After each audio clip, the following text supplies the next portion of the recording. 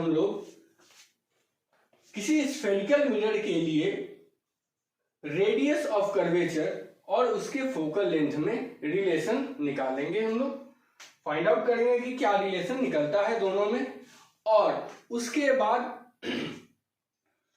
Spherical mirror जैसे concave और convex हुआ उसमें इमेज बनाने के कंडीशंस पे हम लोग देखेंगे। तो सबसे पहले हम लोग रिलेशन निकालते हैं। रिलेशन निकालने के लिए सबसे पहले हम लोग एक कनकेव मिरर लेते हैं। कनकेव मिरर में सी, एफ और पी से होता हुआ एक मेन एक्सिस ड्रॉ करते हैं।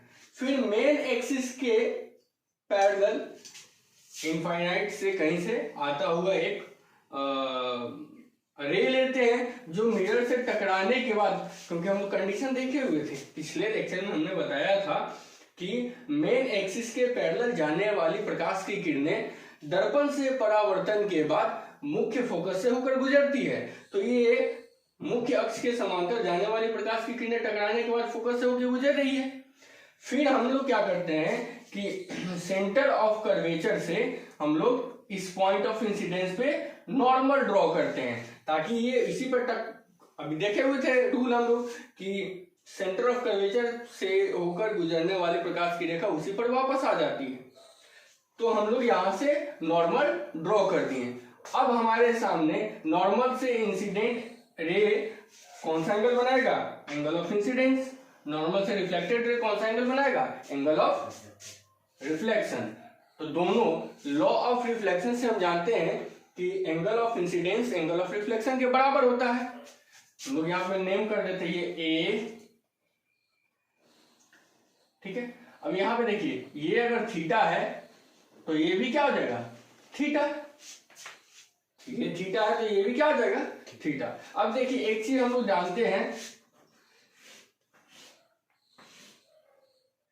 ये एंगल इस एंगल के बराबर होता है। तो देखिए, तो यहां पे ये दो पैरेलल रे है, ये, और उसको एक ऑब्लिक लाइन जो है काट रहा है। तो ये थीटा है तो ये भी क्या हो जाएगा? थीटा हो जाएगा। तो आप यहां पे देख सकते हैं, here angle A M C बराबर एंगल एफ एम सी। किसे? लॉ ऑफ रिफ्लेक्शन से। उसके बाद यहां पे देख लीजिए, एंगल ए एम सी बराबर थीटा कर देते हैं। ए एम सी बराबर एंगल एम सी एफ बराबर थीटा। एकांतर कोण के कारण।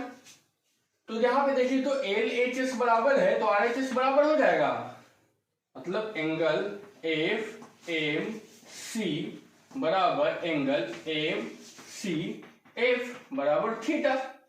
अब यहां पे देखिए, किसी भी ट्रायंगल में यदि दो कोण बराबर होते हैं तो वो समद्विबाहु त्रिभुज होता है। इस आधार पर बने हुए दो कोण बराबर है। देखिए, तो triangle in triangle C F M, ये दो एंगल बराबर है। एंगल एफ एम सी बराबर एंगल एम सी एफ बराबर थीटा। अब ये समद्विबाहु त्रिभुज हो गया। तो समद्विबाहु त्रिभुज में दो भुज आपस में बराबर होता है, मतलब सी एफ एफ एम के बराबर हो जाएगा। इसलिए C F is equal to F M. C F किसके बराबर हो जाएगा? F M. अब क्या करते हैं हम लोग, ये दर्पण, ये क्या है? द्वारक अपर्चर इसका काफी बड़ा है।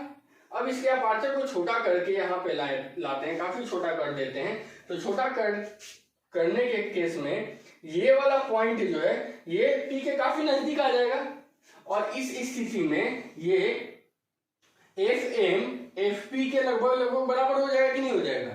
तो उस केस में हम FM बराबर FP लिख सकते हैं।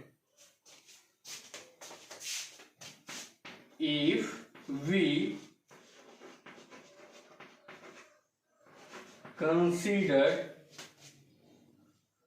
on the small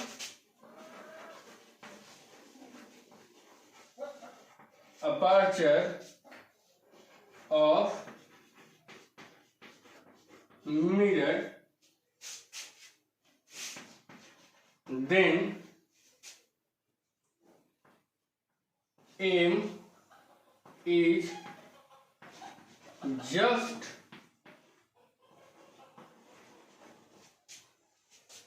just close to P। जब हम दर्पण के छोटे द्वारक पर अगर विचार करते हैं तो ये जो पॉइंट M है वो P के काफी नजदीक आ जाएगा, और इस केस में FM FP के बराबर हो जाएगा।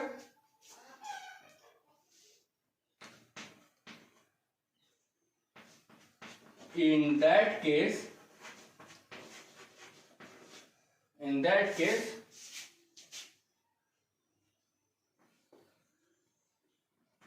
PF बराबर FM, PF बराबर क्या हो जाएगा FM। अब इस इक्वेशन में यहाँ पे क्या था देख लीजिए, इक्वेशन 1 था और ये इक्वेशन 2 था। तो यहाँ पे हम लोग लिख लेते हैं इक्वेशन 3 और ये इक्वेशन 4। तो इक्वेशन 3 और इक्वेशन 4 से देखते हैं तो RHS बराबर है तो LHS बराबर हो जाएगा। तो फ्रॉम 3 and 4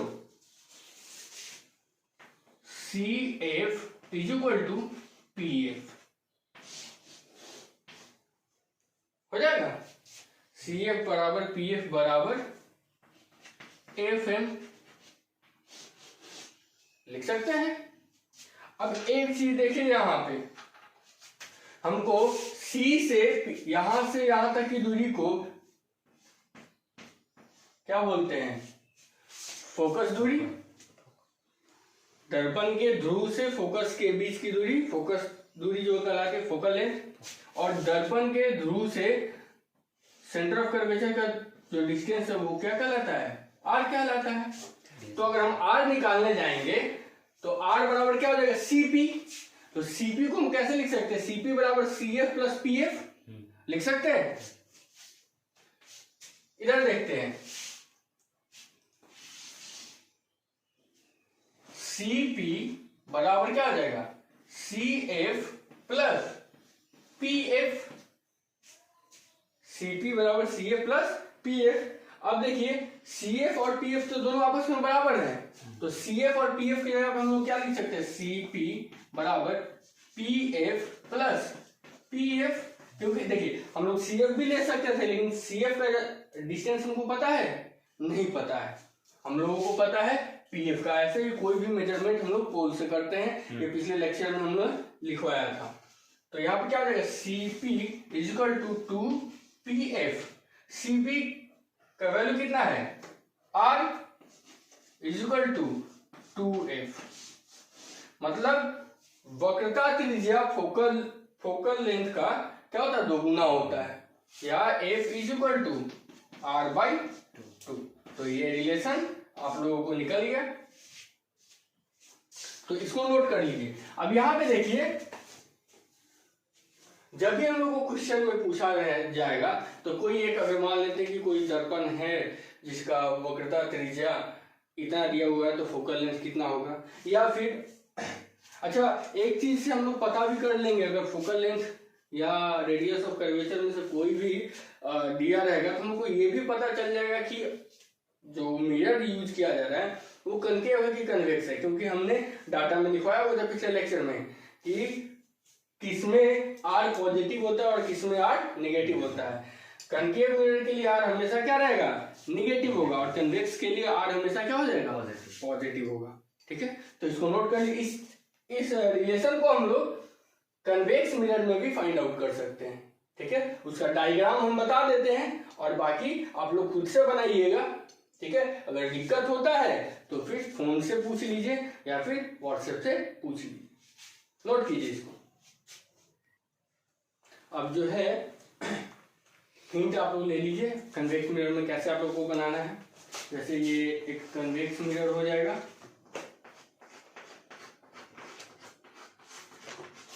ठीक है।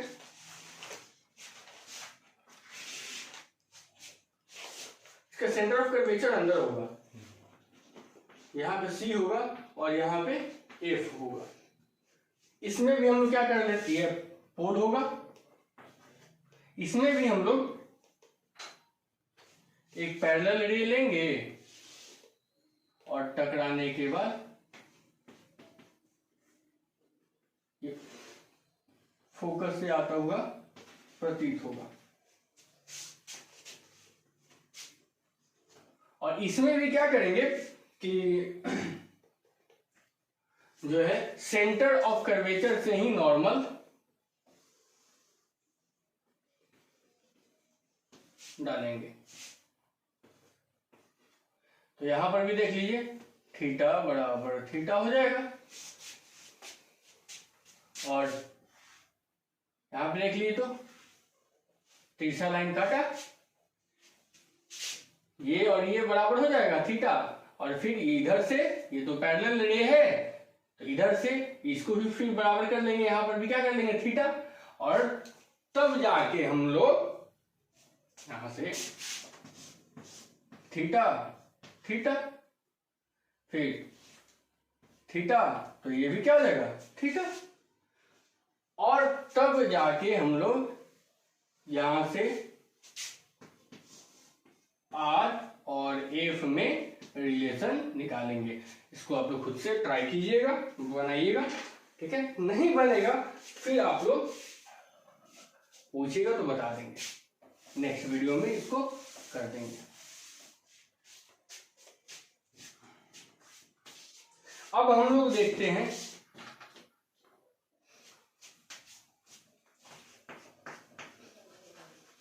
इमेज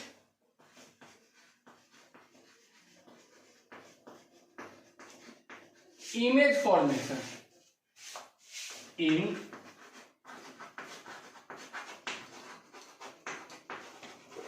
spherical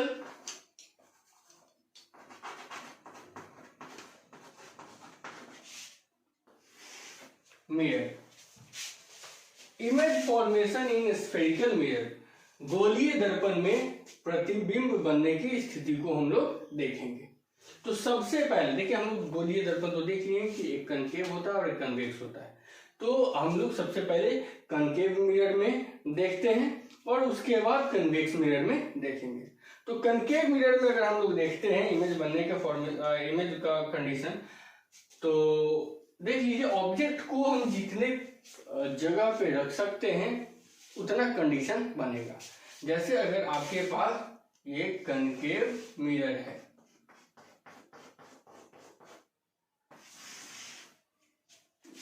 ये है आपका एफ, ये है आपका सी। तो ऑब्जेक्ट को आप लोग देखिए कहां कहां रख सकते हैं। अगर हम अनंत पे रख सकते हैं, है ना, इनफाइनाइट पे रख सकते हैं, इनफाइनाइट और सी के बीच में रख सकते हैं, सी पे रख सकते हैं, सी और एफ के बीच में रख सकते हैं, एफ पे रख सकते हैं और एफ और पी के बीच में रख सकते हैं। ठीक है, पोल पे रखेंगे किसी ऑब्जेक्ट को तो हम लोग लॉन्गिट्यूडनल वे में रखेंगे, और जब पोल पे किसी ऑब्जेक्ट को रखते हैं तो पोल पर ही इमेज बनता है, तो वो कंडीशन कोई जरूरी नहीं है, नेसेसरी नहीं है। तो हमारे पास कितने कंडीशन हो गए, 1 2 3 4 5 6, मतलब कनकेव मिरर में 6 स्थितियों में इमेज का फॉर्मेशन हो सकता है। कन्वेक्स मिरर की बात करते हैं, तो कन्वेक्स मिरर में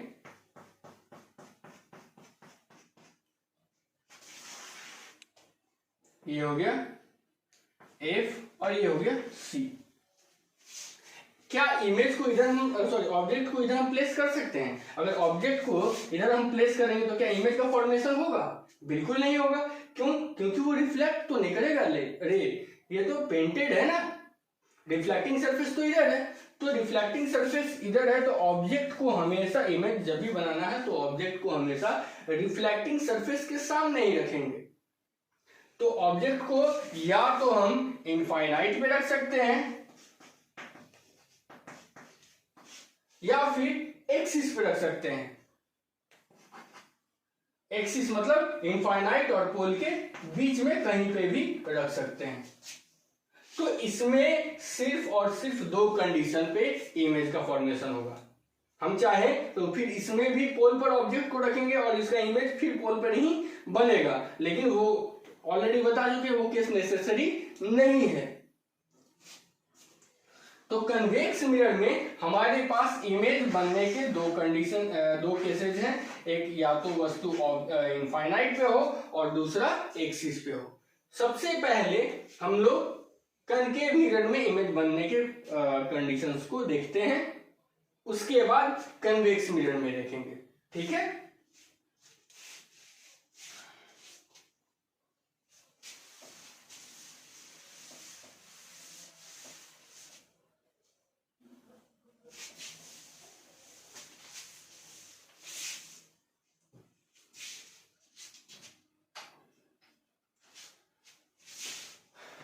पहला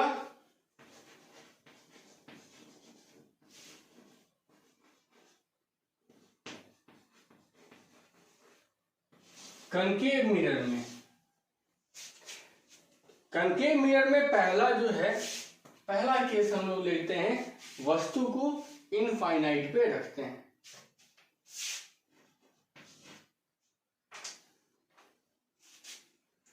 When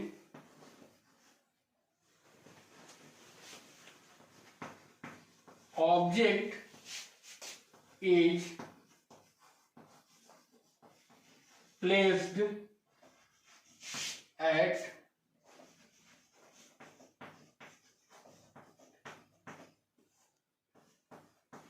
infinite, जब वस्तु अनंत पर हो, वस्तु जब अनंत पर होगा तो उसका इमेज कहां बनेगा ये देखते हैं हम।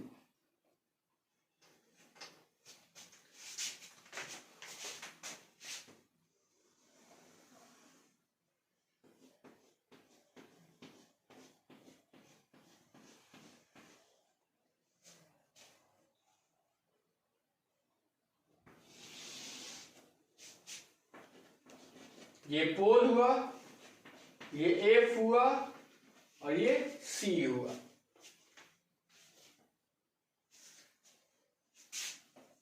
इनफाइनाइट पे ऑब्जेक्ट है, तो जब ऑब्जेक्ट को हम लोग इनफाइनाइट पे डालते हैं तो उस वो हम ऐसा मान लेते हैं कि ऑब्जेक्ट कहीं से आ रहा है, फिक्स नहीं है, और उसका रे हम ऐसे दिखाते हैं। इसके पहले वाले लेक्चर में भी बताए थे, जब फोकस को डिफाइन करना था तो बताए थे कि वस्तु जब अनंत पे रहता है तो उसका इमेज पॉइंट जिस बिंदु पर होता है उसे हम फोकस कहते हैं, ऐसा बताया था हमने। मतलब निश्चित रूप से कोई वस्तु अगर अनंत पे हो तो चाहे वो कोई भी मिरर हो, आपका कनकेव मिरर हो या कन्वेक्स मिरर हो, वो इमेज का फॉर्मेशन कहाँ करेगा? फोकस पर ही करेगा। मतलब आपतित किरण जब भी इंसिडेंट रे जब भी मिरर से टकराएगी तो ये फोकस पर ही।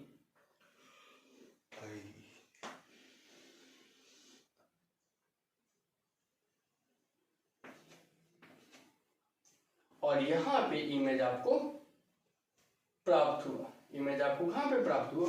फोकस पे। अब एक चीज आप लोग बताइए, ये रेस रियल में कट रहे हैं या वर्चुअल में कटता हुआ प्रतीत हो रहा है, ऐसा है क्या? रे जब भी यहां पे कट रहा है रियल में कट रहा है, तो जो ऑब्जेक्ट का इमेज हमको मिलेगा वो हमको रियल इमेज मिलेगा। अभी देख रहे हैं कि चूंकि ऑब्जेक्ट जो है इनफाइनाइट है, उसका साइज हमको नहीं पता है कि वो क्या साइज होगा, लेकिन इमेज का साइज जो दिखाई दे रहा है ये काफी पॉइंट साइज का होता है, काफी छोटा होता है। होता ये उल्टा है, लेकिन पॉइंट साइज होने के कारण हमको पता नहीं चल पाता है कि ये उल्टा है या सीधा है। ठीक है, तो इस सारे कैरेक्टरिस्टिक को हम लोग लिख लेते हैं कि जब ऑब्जेक्ट को हम इनफाइनाइट पे प्लेस करते हैं तो उसका रियल पॉइंट साइज इमेज हम लोगों को फोकस पे प्राप्त होता है। ये एक्चुअल में इन्वर्टेड होता है, बट पॉइंट साइज होने के कारण इसका इन्वर्सन हम लोगों को पता नहीं चल पाता है। When object is placed at infinite, its real and point size image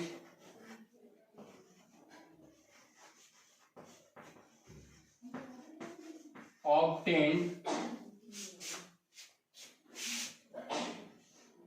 on the focus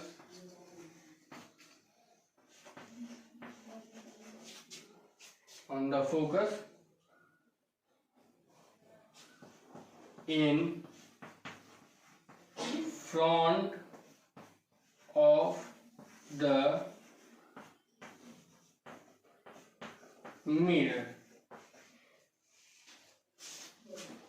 जब वस्तु को हम अनंत पर रखते हैं तो उसका वास्तविक एवं बिंदु मात्र प्रतिबिंब हमें दर्पण के फोकस पर दर्पण के सामने प्राप्त होता है। अच्छा, रियल इमेज का एक बड़ा ये है कि उसको हम लोग पर्दे पे प्राप्त कर सकते हैं। मतलब यहाँ पे अगर एक पर्दा, एक स्क्रीन डाल देते हैं तो इस स्क्रीन पे हम इस ऑब्जेक्ट का इमेज प्राप्त कर सकते हैं। तो रियल इमेज को हम लोग स्क्रीन पे पा सकते हैं, जबकि वर्चुअल इमेज को स्क्रीन पे हम लोग नहीं पा सकते हैं। तो लिख सकते हैं we can get it on the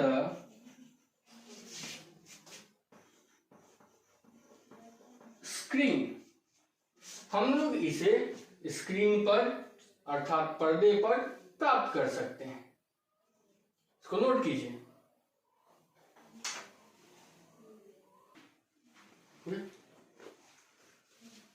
अब जो है हम लोग नेक्स्ट केस देखते हैं।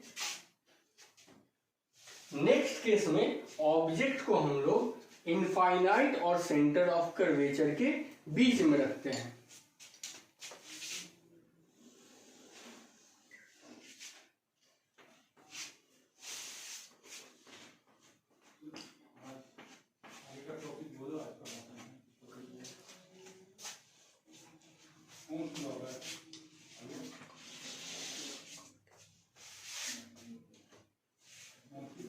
तो ये है पोल आपका, ये हो गया फोकल लेंथ फोकस, और ये हो गया सेंटर ऑफ कर्वेचर। हम ऑब्जेक्ट को हम इनफाइनाइट और सेंटर ऑफ कर्वेचर के बीच में रखते हैं और प्लेन मिरर के पैरेलल। देखिए, इमेज बनाने के लिए हम पहले भी बताते, इमेज बनाने के लिए एटलीस्ट 2 रे जरूर लेंगे, है ना। आपके पास 4 ऑप्शन है। एक रे जो मेन एक्सिस के पैरेलल से जाता है, दर्पण से परावर्तन के बाद फोकस से होकर जाता है। दूसरा, दर्पण के मुख्य फोकस से होकर जाने वाली प्रकाश की किरणें परावर्तन के बाद पैरेलल हो जाती है। उसके बाद सेंटर ऑफ कर्वेचर से जाने वाला प्रकाश का किरण जो है वो पुनः वापस उसी पे लौट जाता है। चौथा जो है, अगर पोल से हम गुजारते हैं तो सेम एंगल पे रिफ्लेक्ट कर जाता है। तो हमारे पास 4 रे हैं और इन्हीं 4 रे में से हम कोई भी रे का यूज कर सकते हैं। ठीक है, वो आपके मर्जी के अनुसार है। तो अभी हम एक रे जो लिए हैं वो मेन एक्सिस के पैरेलल लिए, तो मेन एक्सिस के पैरेलल जाने वाली प्रकाश की किरण दर्पण से परावर्तन के बाद दर्पण के मुख्य फोकस से होकर गुजरती है, तो इसको हम लोग फोकस से गुजार दिए। ठीक है, तो ये पैरेलल और ये आगे। दूसरा जो है हम लोग सी से भी ले सकते हैं या फिर पी से भी ले सकते हैं। तो अगर हम लोग पी से लेते हैं तो देखिए, तो पहले तो इंसिडेंट हुआ पी पे और फिर उतना ही एंगल से रिफ्लेक्ट कर गया और यहाँ पे इमेज का फॉर्मेशन किया। अब एक चीज देखिए, यहाँ पे जो इमेज का फॉर्मेशन हो रहा है ए ओ आई बी, यहाँ पे जो इमेज का फॉर्मेशन हो रहा है वो किरणों के वास्तविक कटान से हो रहा है या काल्पनिक कटान से? ये तो वास्तविक कटान से हो रहा है। तो हमको जो इमेज प्राप्त होगा वो इमेज रियल होगा या वर्चुअल होगा? बिल्कुल रियल होगा। तो हमारे पास एक कैरेक्टर मिल गया कि ये जो इमेज है वो रियल होगा। दूसरा, इसका पोजीशन भी मिल गया सी और एफ के बीच में। ठीक है, अच्छा ऑब्जेक्ट का हेड देखिए तो ऊपर है, लेकिन हेड हमको कहाँ मिला?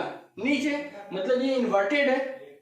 रियल के साथ साथ क्या इन्वर्टेड भी है। साइज इसका देखिए, साइज क्या ऑब्जेक्ट से बड़ा है या छोटा है? ऑब्जेक्ट से छोटा है। तो हमारे सामने कैरेक्टर मिल चुका है इमेज का कि जब वस्तु को हम लोग इनफाइनाइट और सेंटर ऑफ कर्वेचर के बीच में प्लेस करते हैं तो उसका रियल, इन्वर्टेड और ऑब्जेक्ट के कंपैरिजन में स्मॉल इमेज सी और एफ के बीच दर्पण के सामने प्राप्त करते हैं। और ये रियल इमेज है, इस कारण से इसको हम लोग स्क्रीन पर भी प्राप्त कर सकते हैं। तो लिखते हैं second B, when object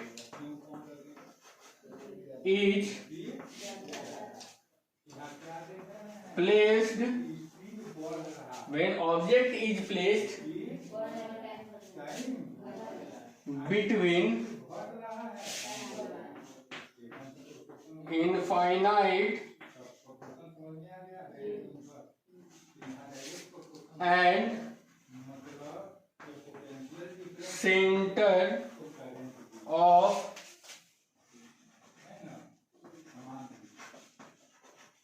center of curvature.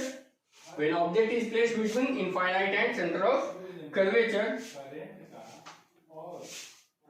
its real, inverted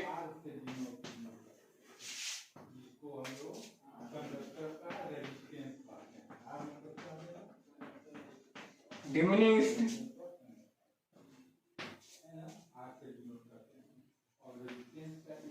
image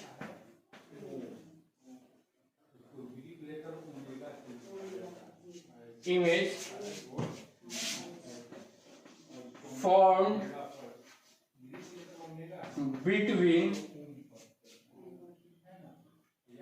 C and F in front of the mirror। जब वस्तु को हम अनंत और वक्रता केंद्र के बीच रखते हैं तो वस्तु का वास्तविक, उल्टा तथा छोटा प्रतिबिंब हमेशा C और F के बीच हमें प्राप्त होता है in front of the mirror, दर्पण के सामने। क्योंकि यह इमेज रियल है इसलिए इसको हम लोग स्क्रीन पे प्राप्त कर सकते हैं। We can get it on the screen. क्यों? क्योंकि ये रियल है। इसको नोट कीजिए।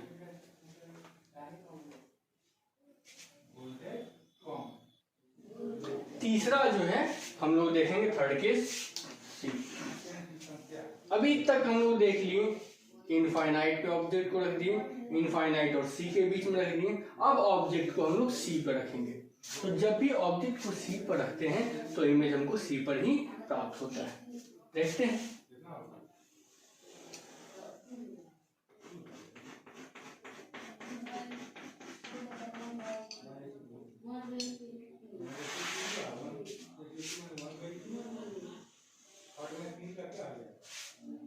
ये आपका पोल हो गया, ये हो गया आपका एफ,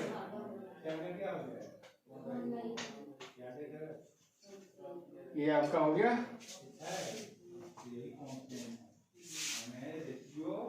सी। ऑब्जेक्ट को हम लोग सी पर रखते हैं। चलिए ऑब्जेक्ट को हम लोग सी पर रख दिए। अब जो है पहला रे लेते हैं हम लोग मेन एक्सिस के पैरेलल। मेन एक्सिस के पैरेलल एक रे लेते हैं जो दर्पण से परावर्तन के बाद फोकस से होकर गुजरता है। दूसरा जो है हम लोग ले लेते हैं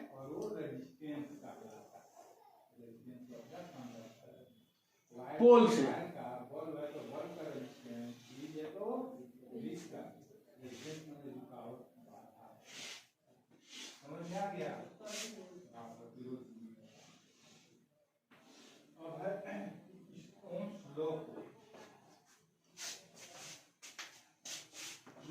ज्योमेट्री से बनाएंगे तो एडजेक्ट ये यहीं पर कटेगा। ठीक है। अब यहां पे देख लीजिए कि जब भी ऑब्जेक्ट को हम लोग सेंटर ऑफ कर्वेचर पर रखते हैं तो उसका तो रियल है तो हमको इमेज भी रियल मिलेगा। तो उसका रियल और इन्वर्टेड इमेज सी पर ही हम लोगों को प्राप्त होता है। ठीक है। अब एक चीज देखिए कि जो सी पर इमेज हम लोगों को प्राप्त होगा वो एकदम ऑब्जेक्ट के बराबर होगा, साइज में ऑब्जेक्ट के बराबर हो जाएगा। तो देखते जा रहे हैं, पहले क्या था, छोटा था प्रतिबिंब, ऑब्जेक्ट को जैसे इधर लेके आए इमेज इधर बढ़ते गया। अच्छा साइज अब क्या हुआ, पहले इनफाइनाइट पे ऑब्जेक्ट काफी छोटा था, उसके बाद उससे थोड़ा बड़ा हुआ, अब इस सी पे क्या हो गया, बराबर हो गया। अब इसके आगे जाएंगे तो इससे बड़ा इमेज प्राप्त होगा हम लोगों को। ठीक है। तो यहाँ पे देख लीजिए, देखने वाली बात यहाँ पे कौन कौन सी है कि ऑब्जेक्ट सी पर रखा जाता है, सेंटर ऑफ कर्वेचर पर रखा जाता है, तो उसका रियल और इन्वर्टेड इमेज हम लोगों को सी पर ही प्राप्त होता है, ऑब्जेक्ट के साइज के बराबर का प्राप्त होता है। ठीक है। क्योंकि ये रियल इमेज है इसलिए इसको स्क्रीन पे हम लोग प्राप्त कर सकते हैं। तो इस चीज को हम लोग नोट कर लेंगे।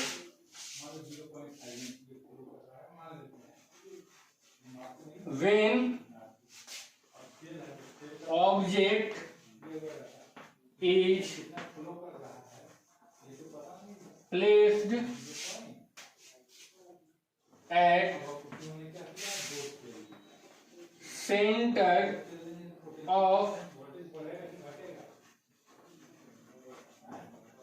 center of curvature, जब वस्तु को वक्रता केंद्र पर रखते हैं, then its real inverted and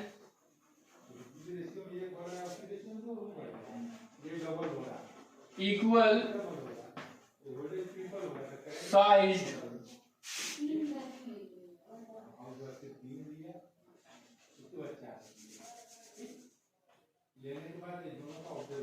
image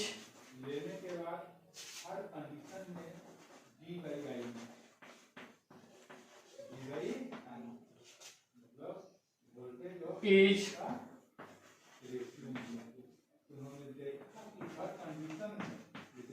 obtained at the center of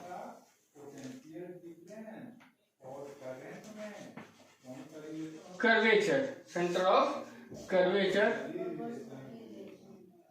अब ये रियल है इसलिए इसको स्क्रीन पे हम लोग प्राप्त कर सकते हैं। We can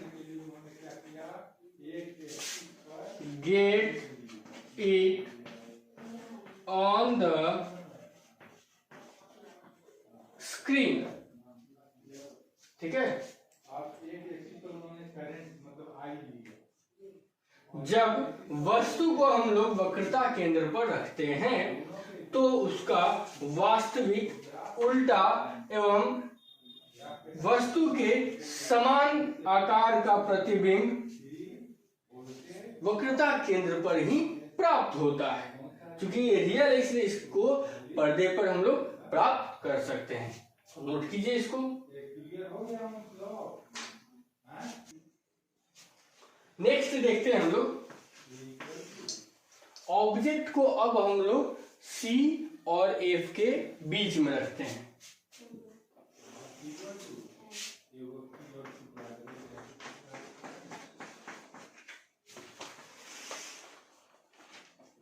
pole F C, object को हम लोग C और F के बीच में रखते हैं। तो सबसे पहला किरण जो है हम लोग लेते हैं मुख्य अक्ष के समांतर। तो मुख्य अक्ष के समांतर जाने वाली प्रकाश की किरण दर्पण से परावर्तन के बाद मुख्य फोकस से होकर गुजर जाती है। ठीक है, दूसरा जो है, दूसरा प्रकाश की किरण जो है वो हम लोग P से ले लेते हैं।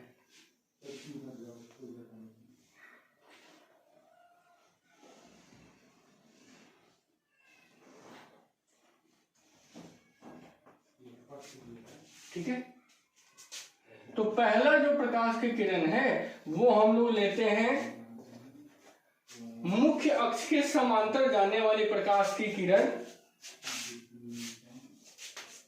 जो दर्पण से परावर्तन के बाद दर्पण के फोकस से होकर गुजर जाती है। दूसरा जो है दर्पण के ध्रुव पर आपतित होती है और उतना ही कोण बनाते हुए परावर्तित हो जाती है। तो इस स्थिति में देखते हैं हम लोग जो प्रतिबिंब प्राप्त करते हैं वो हम लोगों को अनंत और C के बीच में मिलता है। और ये जो प्रतिबिंब है ये वस्तु के उल्टा होता है और वस्तु से बड़ा होता है। और ये प्रतिबिंब चूंकि वास्तविक कटान से बन रहा है इसलिए ये वास्तविक प्रतिबिंब है। तो इसको हम लोग नोट कर लेते हैं।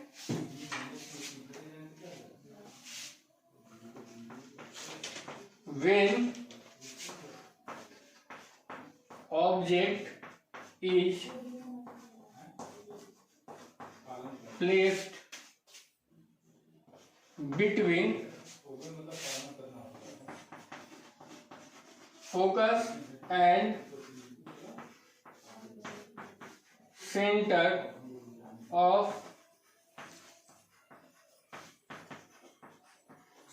of curvature,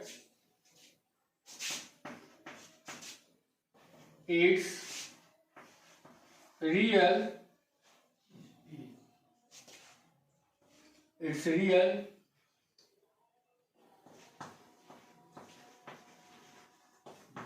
inverted and enlarged image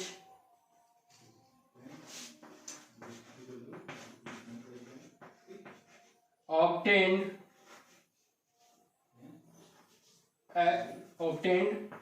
between infinity and center of curvature। ठीक है, it can be obtained on the screen, इसे पर्दे पर प्राप्त किया जा सकता है। जब वस्तु को हम लोग फोकस तथा वक्रता केंद्र के बीच में रखते हैं तो उसका वास्तविक, उल्टा तथा वस्तु से बड़ा प्रतिबिंब हमें अनंत तथा सेंटर ऑफ कर्वेचर वक्रता केंद्र के मध्य प्राप्त होता है और इसे हम लोग पर्दे पर प्राप्त कर सकते हैं क्योंकि यह वास्तविक प्रतिबिंब है। इसको नोट कीजिए।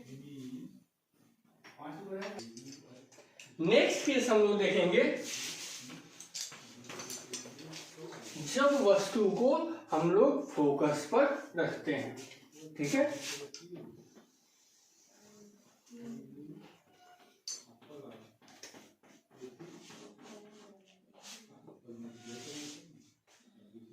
ये हो गया पोल, ये हो गया एफ और ये हो गया सी। वस्तु को हम लोग फोकस पर रखते हैं, तो वस्तु को जब फोकस पर रखेंगे तो पहला किरण लेते हैं जो कि मुख्य अक्ष के समांतर जाती है। तो ये स्पष्ट है कि मुख्य अक्ष के समांतर जाने वाली प्रकाश की किरण जब भी गुजरेगी तो फोकस से होकर गुजरेगी। तो आपतित किरण ये हुआ और परावर्तित किरण जो है वो फोकस से होकर निकल गई। दूसरा जो है वो हम लोग क्या करते हैं, पोल पे लेते हैं, थ्रू पर। तो जितना कोण से आपतित हुई प्रकाश की किरण उतना ही कोण से वो परावर्तित हो जाएगी। ठीक है, अब ये देखिए दोनों का डिस्टेंस कम होते जा रहा है। ऐसा मानेंगे कि वो इनफाइनाइट पे कट करेगा,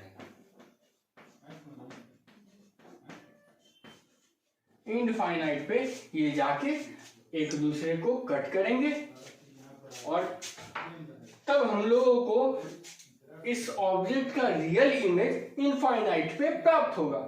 अब इनफाइनाइट पे ये कट करेंगे एक दूसरे को तो इसका इमेज जो होगा वो काफी ह्यूज होगा, काफी बड़ा होगा, है ना, जो कि मिरर के सामने होगा। कहां पे होगा, पोजीशन इनफाइनाइट, पोजीशन इसका कहां पे होगा, इनफाइनाइट होगा। और ऑब्जेक्ट कहां पे है, फोकस पे है। तो इनफाइनाइट पे जब ऑब्जेक्ट था तो उसका इमेज कहां बना, फोकस पे। और जब ऑब्जेक्ट को फोकस पे रखेंगे तो इसका इमेज कहां बनेगा, इनफाइनाइट पे। क्लियर है। जब ऑब्जेक्ट को हम लोग सी और इनफाइनाइट के बीच में रखे थे तो इमेज हम लोगों को कहां मिला था, एफ और सी के बीच में। और जब इमेज ऑब्जेक्ट को हम लोग एफ और सी के बीच में रखे तो इमेज हम लोगों को कहां प्राप्त हुआ, सी और इनफाइनाइट के बीच में। समझ में आ रहा है ना, ये लॉजिक समझ में आ रहा है।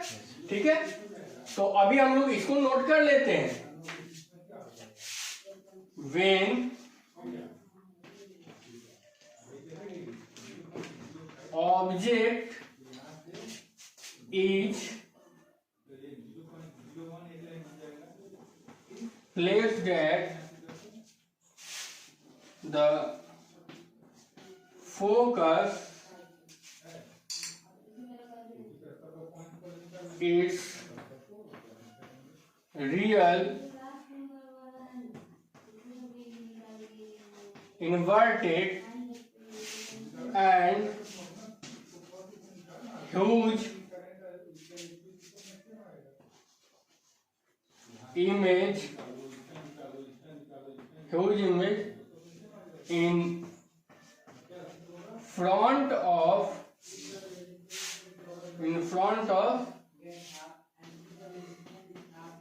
mirror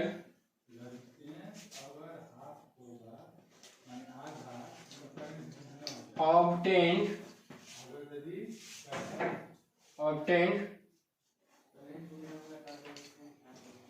at infinity।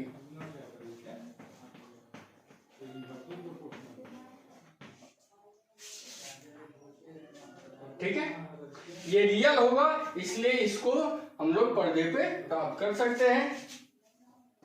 We can get it on the screen।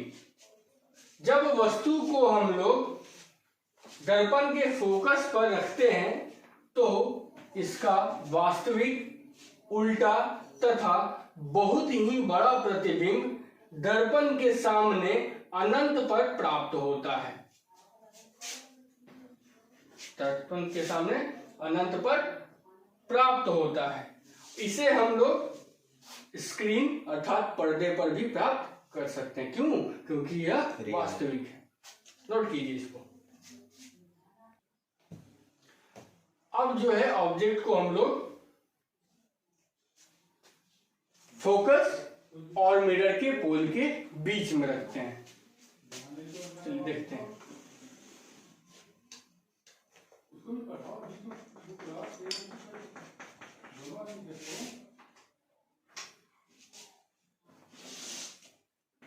ये हो गया आपका पोल।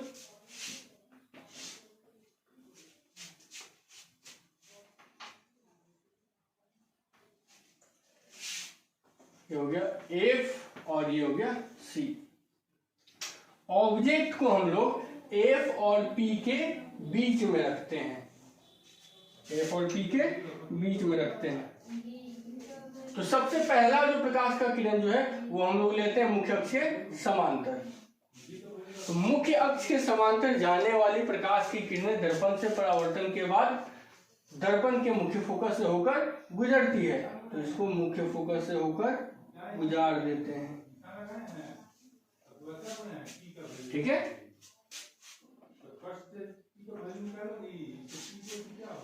दूसरा जो है वो हम लोग पोल से गुजारते हैं।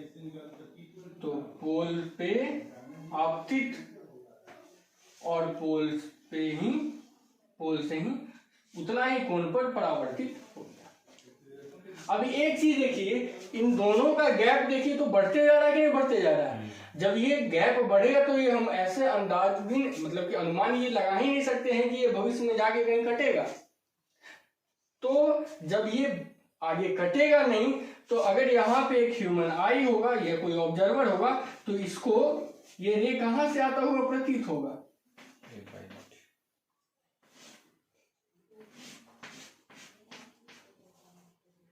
इसको ये रे कहां से आता हुआ प्रतीत होगा? तो देखिए इसको डॉट करके हम लोग आगे की ओर ले जाते हैं।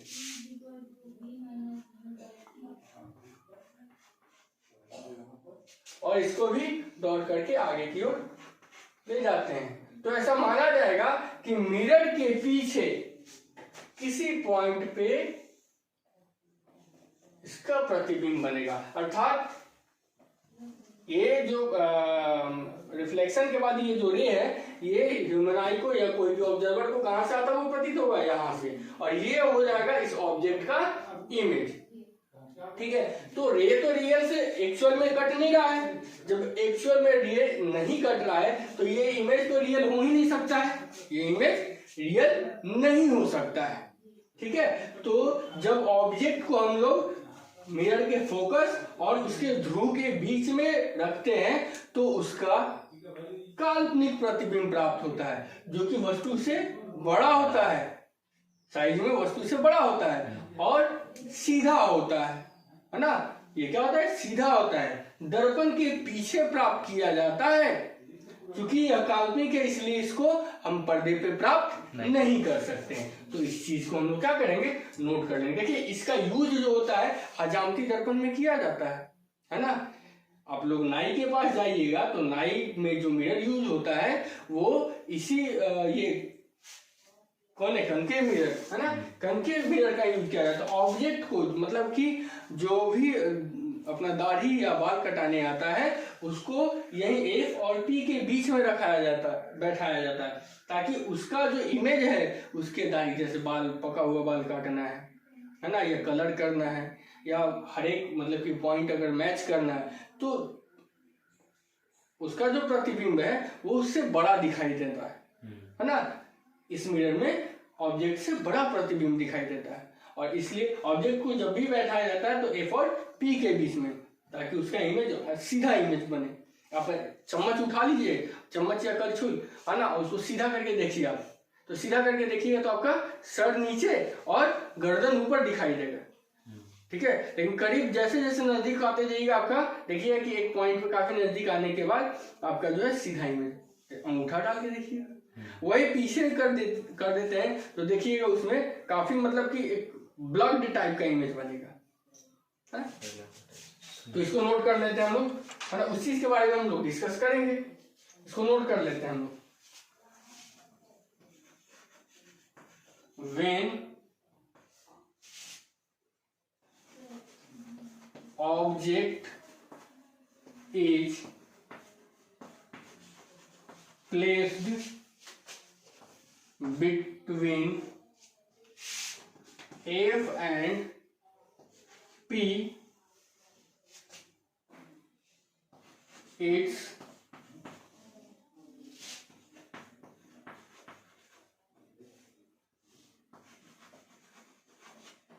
virtual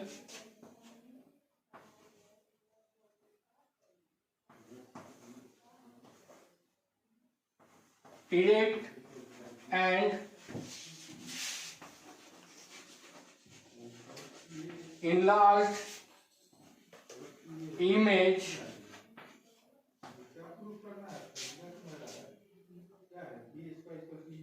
that we get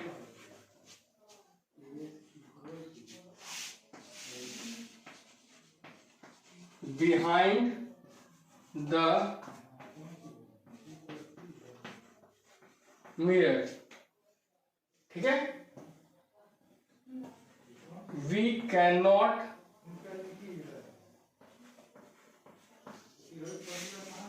get it on the screen। ठीक है, जब वस्तु को हम लोग फोकस तथा ध्रुव के बीच में रखते हैं तो उसका काल्पनिक सीधा एवं वस्तु से बड़ा प्रतिबिंब दर्पण के पीछे प्राप्त करते हैं। चूंकि यह काल्पनिक प्रतिबिंब है इसलिए इसको हम लोग पर्दे पर प्राप्त नहीं कर सकते हैं। तो ये हो गया आपको कनकेव मिरर में इमेज फॉर्मेशन का कंडीशन। इसके बाद नेक्स्ट वीडियो में हम लोग देखेंगे कन्वेक्स मिरर का, और फिर दोनों को समराइज करने के लिए हम एक टेबल बनाएंगे। ठीक है, किस प्रकार से, तब हम लोग मैग्निफिकेशन उसका देखेंगे, अलग अलग प्रकार का मैग्निफिकेशन, है ना। चलिए।